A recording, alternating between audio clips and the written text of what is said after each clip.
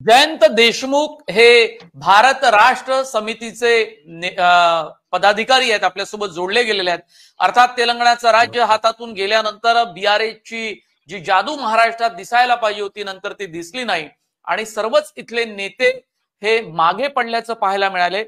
पण लोकसभेच्या रिंगणामध्ये बीआरएस असेल का असा माझा प्रश्न स्वाभाविकपणे आपण आता लाईव्हला जोडल्या गेला आहेत आमच्या चर्चेमध्ये, म्हणून माझ्या मनामध्ये येतो तो विचारलाय.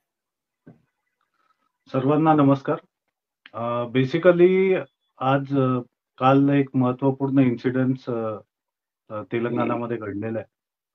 त्याच्यामध्ये ईडीनी आमच्या ज्या एमएलएज आहेत आणि आमचे पार्टी अध्यक्ष जे आहेत केसीआर साहेब त्यांची मुलगी तिला अटक केली आहे.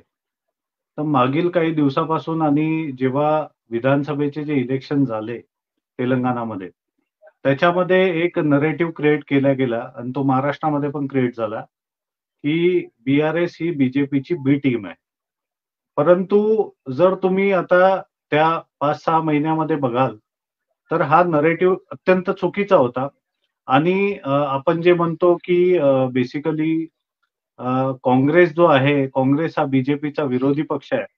तर मला असं वाटतं की काँग्रेस हा बीजेपीचा बी टीम आहे. कारण मागच्या काही दिवसापासून जेव्हापासनं काँग्रेस सत्तेत आलाय तेलंगणामध्ये, काँग्रेस सगळ्यात आधी अदानीला भेटली.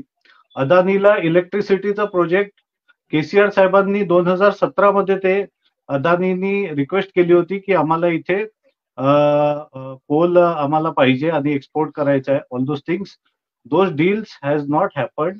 केसीआर साहेबांनी ते होऊ दिलं नाही आणि जशी काँग्रेस आली, काँग्रेस आल्यावर इमिडिएटली अदानींनी त्यांच्यासोबत भेट घेतली, रेवंत रेड्डी जे मुख्यमंत्री आहेत त्यांच्यासोबत, आणि त्यांच्यासोबत डील केली. तर बेसिकली मला सगळ्यात आधी म्हणायचं आहे की काँग्रेस जो पक्ष आहे तो बीजेपीचाच एक एक यु नो बी टीम किंवा सॉर्ट ऑफ लाईक दॅट आहे.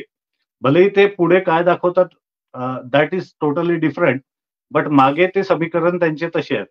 राहिला प्रश्न महाराष्ट्रामध्ये बीआरएसचा, तर बेसिकली असं झालेलं आहे की इलेक्शन नंतर सगळ्यात मोठा जो प्रॉब्लेम झाला तो केसीआर साहेबांचा अपघात झाला. ऍक्च्युली त्यांना फ्रॅक्चर आलं, ते 2 ते 3 महिने आजारी होते आणि तुम्हाला कुठे इलेक्शन लढायचं आहे तर आपला जो मुख्य नेता आहे तो ऍक्टिव्ह असायला पाहिजे.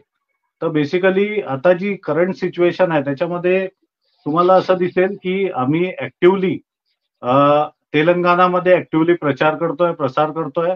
प्लस महाराष्ट्रातली आमची जी कमिटी आहे किंवा आमचे जे पदाधिकारी आहे बऱ्यापैकी आमच्यासोबत जुळून आहे. पण एक गोष्ट आहे की लोकसभेमध्ये तुम्हाला कमीत कमी 6 महिन्याचा कालावधी लागतो तुम्हाला प्रिपरेशन करायला, उमेदवार उभं करायला. आणि केसीआर साहेबांचं जे प्राथमिक जे थिंकिंग आहे ते असं आहे की आपल्याला पहिले राज्य सुधरवणं महत्वाचे आहे आणि मग आपल्याला समजा लोकसभेमध्ये 400 सीटाही भेटल्या आणि जर आपल्याकडे राज्यसभेमध्ये 400 सीटा नसतील तर त्याचा काही उपयोग नाहीये.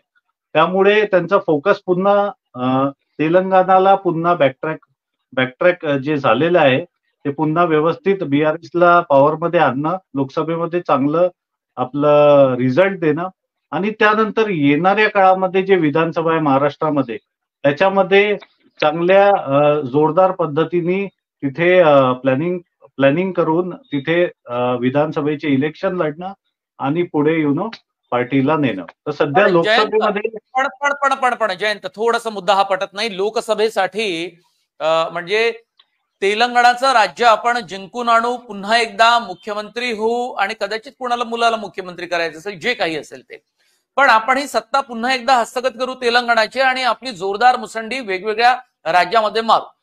पण असं करत असताना त्यांचा प्रामुख्यानं भर हा लोहगाव पासून, मला आठवतो नांदेड जिल्ह्यातल्या लोहगाव मधून त्यांनी पहिली केआरएसनी सभा घेतली होती.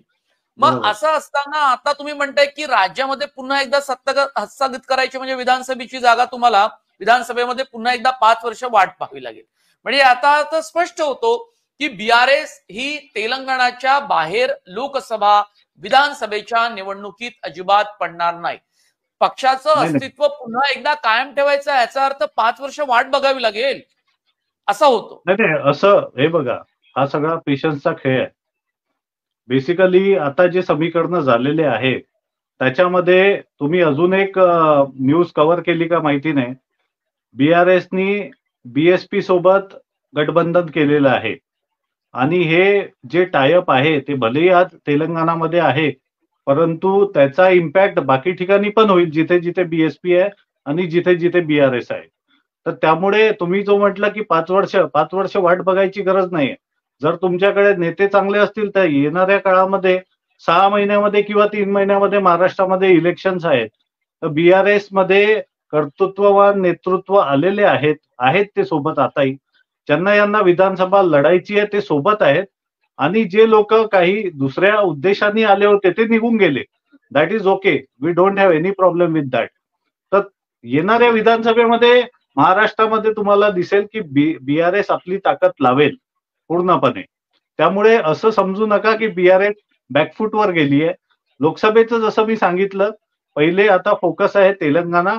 महाराष्ट्रामध्ये आता आजपासून आचारसंहिता लागलेली आहे. आमच्याकडनं उमेदवार येतील का याची आतापर्यंत फायनलायझेशन झालेलं नाहीये. कदाचित येऊ पण शकतात, पण फायनलायझेशन झालं नाही तर मी त्याच्यावर टिप्पणी करणार नाही. पण येत्या विधानसभेमध्ये बीआरएस पार्टी जोमाखोमाने लढेल इलेक्शन, हे मी खात्रीपूर्वक सांगू शकतो सध्या.